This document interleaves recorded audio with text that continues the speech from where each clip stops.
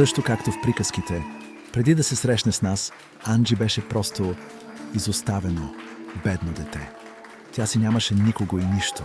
Но за децата като нея, хора като нас, винаги могат да намерят благодетел. Казвам се Ивет, на 20 години съм и съм дизайнер на официални облекла. На мен ми споменаха за тази кампания, която се прави. Знам, че се даряват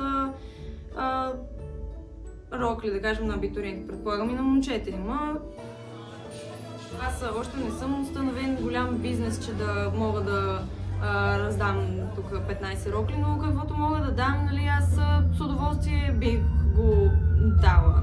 При положение, че аз съм толкова благословена, имам тая възможност да се намирам тук в собствен магазин и да мога да правя всичките тези неща, които правя. Това е най-малкото, което мога да дам от себе си.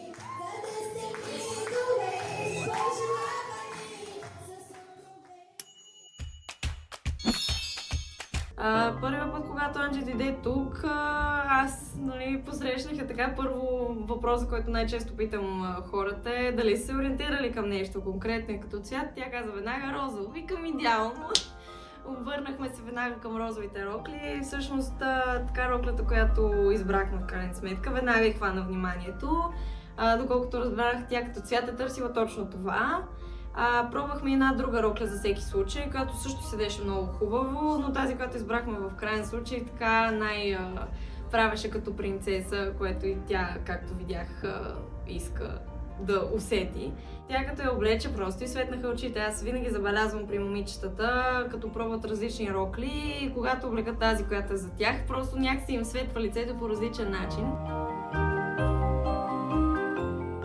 И при нея също така стана, като я облече и си каза, точно такава рокля търсих, това е, точно такъв цвят исках.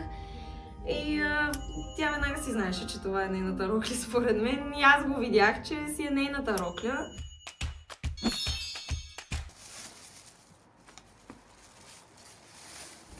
След това просто беше въпрос на леки корекции, докато си стане точната рокля за нея.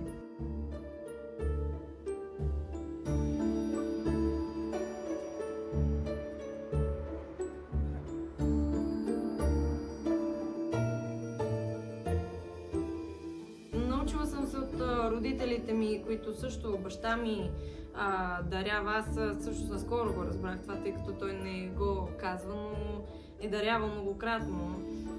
И майка ми също ми е казвала, не знам къде го е прочела или къде го е видяла, но някакъв определен принцип, че 10% от това, което печелиш, трябва да го даряваш, да го връщаш в обществото по един или друг начин.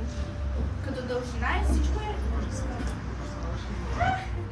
И за мен това си е абсолютно закон не само в работата, но и в личния ми живот, при приятелите ми. Просто трябва, за да получаваш нещо обратно от света и от хората, и от вселената, и от работата, трябва да даваш.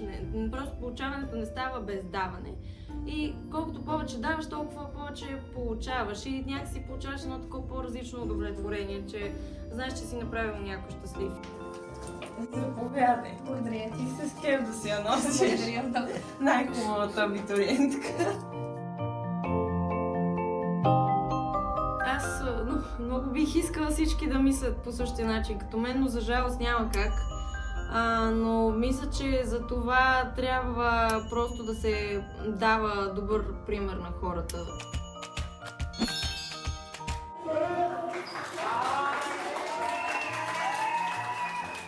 Аз за това искам да давам, понеже се замислям всеки ден за нещата, които аз имам и че малко хора имат тези възможности, малко хора и по това, което аз имам. И най-малкото, което мога да дам е това, което правят. Горещо благодарим на Ивет. През май 2026 година две нови деца, Крис и Борислава, също тръгват по своя път и също имат нужда от подкрепа. Подари им възможност. За помощ и дарения последвайте линка в описанието.